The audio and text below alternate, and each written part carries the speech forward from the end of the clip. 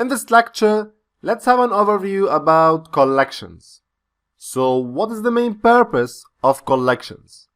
Mainly, we have two main major functions.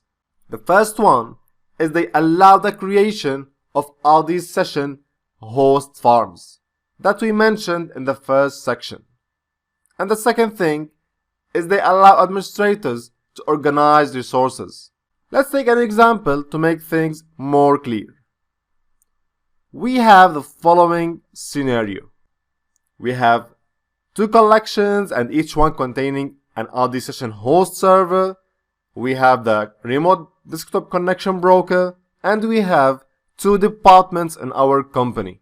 Now what we want to do is whenever a client or a user in department 1 connect to the connection broker, I want the broker to refer the client to collection 1.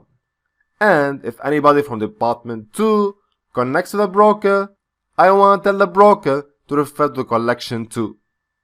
This is how it works simply. And we can set these according to resource allocation, maybe to group membership, and so on. So let's apply this small scenario in our lab to make things more and more clear. So follow up.